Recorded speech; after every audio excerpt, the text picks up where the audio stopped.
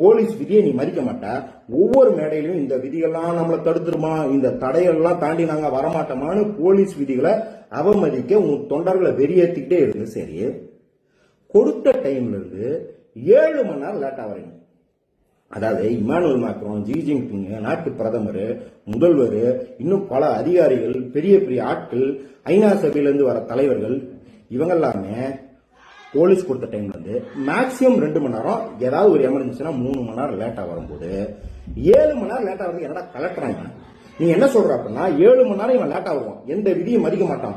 அந்த 7 மணி நேரம் வருவானா, இல்ல 10 மணி நேரம் லேட்டா வருவானா, 12 மணி நேரம் லேட்டா வருவானான்னு தெரியாம ஒரு 10,000 போலீஸ் அந்த ரோட்லயே தேவ் காத்திட்டு இருக்கணும் உட்காந்து. அப்படியே வேற எந்த வேலையும் இல்லாம, சிட்டில வேற எந்த கிரைம் நடக்குது, என்ன நடக்கும் இல்லாம ஒரு 10,000 போலீஸ் உங்க அண்ணன் எப்ப வருவான்னு தெரியாம ரோட்லயே கெதியா கிடக்கணும். அதற்காக மக்களும் ஒரு 1,00,000 மக்கள் சோறு தண்ணி இல்லாம அப்படியே கிடக்கணும். இது எந்த அக்கறையும் இல்லாம வருவான், வந்துட்டு கூடவே ஓட வைப்பான். ஓட வச்சு எல்லாரும் கீழே விழுந்தோடனே மயங்கி விழுவுறத பார்த்துட்டு 4 பாட்டில விசில் அடிச்சுட்டு கிளம்பி பிரைவேட் ஜெட்ல போவான். ஆனா நீ இங்க வந்து மத்த எல்லாத்தையும் கேள்வி கேட்ப, இந்த விளக்கெண்ணெய் எங்க போச்சு நீ கேட்க மாட்டேன்.